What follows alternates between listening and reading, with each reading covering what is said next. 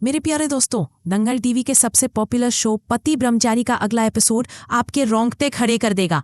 ये कहानी है रिया, काव्या और अरव की। एक ऐसी कहानी जिसमें ब्लैकमेल, धोखा और सच्चाई की जंग एक साथ मचेगी। तो तैयार हो जाइए इस ड्रामे के लिए और वीडियो को लाइक और चैनल को सब्सक्राइब करना ना भूलें। पति ब्रह्मचारी की कहानी उस मोड़ पर है जहां सूरज और ईशा की शादी की चर्चा के बीच काव्या और आरव का प्यार हर जुबान पर है। काव्या सूरज की मासूम और सच्ची बहन और आरव ईशा का भाई जिनका प्यार गांव में मशहूर था। लेकिन इस प्यार की राह में रिया ने ऐसा जाल बुना कि सब कुछ उलट पुलट हो गया। रिया एक चालाक और शातिर लड़की जिसके लिए आरव सिर्फ एक लड़का नहीं बल्कि उसकी शान शौकत और सपनों की दुनिया की चाबी है। रिया को बर्दाश्त नहीं कि आरव जैसा रुतबे वाला लड़का काव्या जैसी साधारण लड़की को चुने। दूसरी तरफ अरविंद जी, काव्या के पिता, पहले ही अपनी बेटी की वजह से गांव में बेइज्जती झेल चुके हैं। जब उन्हें काव्या और आरव के रिश्ते का पता चलता है तो वो गुस्से में आग बबूला हो जाते हैं। वो काव्या से कहते हैं, काव्या तूने मेरी इज्जत मिट्टी में मिला दी, अब मैं तेरा चेहरा भी नहीं देखना चाहता। काव्या का दिल टूट जाता है लेकिन वो अपने प्यार पर भरोसा रखती है। सूरज और ईशा उसका साथ देने की कोशिश करते हैं लेकिन रिया की चाल ने सब कुछ बदल दिया। कहानी तब और ड्रामेटिक हो जाती है जब आरव अपनी बहन ईशा के पास जाता है। वो हाथ जोड़कर कहता है, दीदी मैं काव्या से सच्चा प्यार करता हूँ, चाहे कुछ भी हो जाए मैं उसका साथ नहीं छोड़ूंगा, मेरी मदद करो। ईशा अपने भाई की सच्चाई देखती है और ठान लेती है कि वो काव्या और आरव को एक करने के लिए लड़ेगी। वो फैसला करती है कि चौपाल पर आरव को अपने प्यार का इजहार करने का मौका देगी। लेकिन रिया को ये बात बर्दाश्त नहीं होती। वो पहले से ही आरव के साथ कुछ तस्वीरें ले चुकी थी जब उसने अपनी असलियत छुपाकर उससे दोस्ती की थी।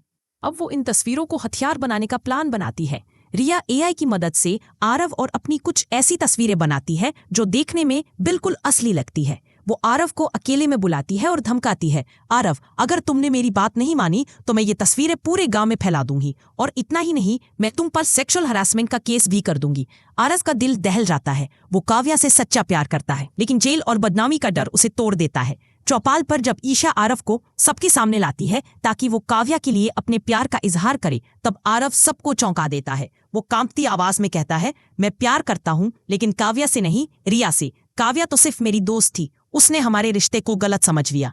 रिया तुरंत अपनी और आरव की तस्वीरें दिखाती है और कहती है, हम दोनों बहुत पहले से एक दूसरे को जानते हैं और आरव सिर्फ मुझसे प्यार करता है। गांव वाले हैरान रह जाते हैं। काव्या की आंखों से आंसू बहने लगते हैं। वो चिल्लाती है, आरव मैंने तुम पर भरोसा किया और तुमने मुझे धोखा दिया। अरविंद जी का गुस्सा 7वें आसमान पर पहुंच जाता है। वो काव्या पर चिल्लाते हैं, काव्या तूने मेरी इज्जत फिर से मिट्टी में मिला दी, अब मेरा तुझसे कोई रिश्ता नहीं। काव्या टूटकर रोने लगती है और घर की ओर भागती है। ईशा को सारा मामला गड़बड़ लगता है। वो अपने भाई से अकेले में पूछती है, आरव तुमने ऐसा क्यों किया, सच बताओ। आरव टूटकर रोने लगता है और कहता है, दीदी रिया मुझे ब्लैकमेल कर रही है, ये तस्वीरें नकली है, लेकिन अगर मैंने सच बोला तो ये मेरी जिंदगी बर्बाद कर देगी।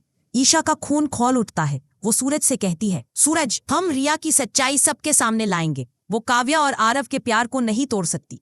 काव्या जो आरव के धोखे से पूरी तरह टूट चुकी है, अपने कमरे में अकेली बैठकर सोचती है, अगर आरव मेरा नहीं हो सकता तो मैं इस जिंदगी का क्या करूं।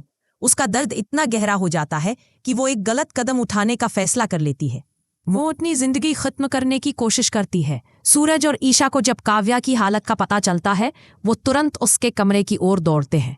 सूरज अपनी बहन को गले लगाकर रोता है और कहता है, काव्या तू मेरी छोटी बहन है, एक धोखेबाज के लिए अपनी जिंदगी क्यों खत्म करना चाहती है। ईशा भी काव्या को समझाती है, काव्या तुम्हारा प्यार सच्चा था, आरव भी तुमसे प्यार करता है, लेकिन वो रिया की चाल में फंस गया है, हम सब मिलकर उसकी सच्चाई सामने लाएंगे। अरविंद जी को भी काव्या की हालत का पता चलता है। वो अपनी बेटी के पास दौड़ते हैं और उसे गले लगाकर कहते हैं, काव्या मैंने तुझसे रिश्ता तोड़ा लेकिन तू मेरी जिंदगी है, मुझे माफ कर दे। काव्या रोते हुए अपने पिता से माफी मांगती है और कहती है, पापा मैंने आपको निराश किया लेकिन मैं अब हिम्मत नहीं हारूंगी। ईशा और सूरज रिया का पर्दाफाश करने के लिए कमर कस लेते हैं। वो गांव वालों को दोबारा चौपाल पर बुलाते हैं और रिया को खुली चुनौती देते हैं। ईशा कहती है, रिया अगर तुम और आरव का प्यार सच्चा है तो इन तस्वीरों की सच्चाई साबित करो। रिया बात को टालने की कोशिश करती है लेकिन सूरज एक टेक्निकल एक्सपर्ट को बुलाता है जो साबित करता है कि रिया की तस्वीरें एआई से बनाई गई हैं। गांव में सन्नाटा छा जाता है। रिया की चालाकी का भांडा फूट चुका है। वो शर्मिंदगी में सिर झुकाकर वहां से चली जाती है। आरव काव्या के पास जाता है और कहता है, काव्या मैंने तुम्हें धोखा नहीं दिया, मैं तुमसे सच्चा प्यार करता हूँ। काव्या उसे माफ कर देती है और कहती है, आरव मैं तुम पर फिर से भरोसा करूंगी। अरविंद जी अपनी बेटी को गले लगाते हैं और कहते हैं, काव्या मुझे माफ कर दे, मैंने तुझ पर शक किया। सूरज और ईशा एक दूसरे को देखकर मुस्कुराते हैं और उनका रिश्ता इस जंग में और मजबूत हो जाता है। दोस्तों, पति ब्रह्मचारी का ये एपिसोड सिर्फ काव्या और आरव की कहानी नहीं है, ये हर उस इंसान की कहानी है जो सच्चाई और झूठ के बीच फंस जाता है। रिया ने अपनी चालाकी से सबको धोखा देने की कोशिश की, लेकिन ईशा और सूरज की हिम्मत ने सच्चाई को जीत दिलाई। लेकिन क्या अब काव्या और आरव का प्यार बिना किसी रुकावट के आगे बढ़ेगा? और क्या रिया चुपचाप अपनी हार मान लेगी या फिर वो कोई नया जाल बुनने की कोशिश करेगी? आप क्या सोचते हैं? नीचे कमेंट में जरूर बताइए। अगर आपको ये एपिसोड का अपडेट पसंद आया तो वीडियो को लाइक करें, हमारे चैनल को सब्सक्राइब करें और बेल आइकन दबाना ना भूलें ताकि आपको पति ब्रह्मचारी के हर नए एपिसोड का नोटिफिकेशन मिले।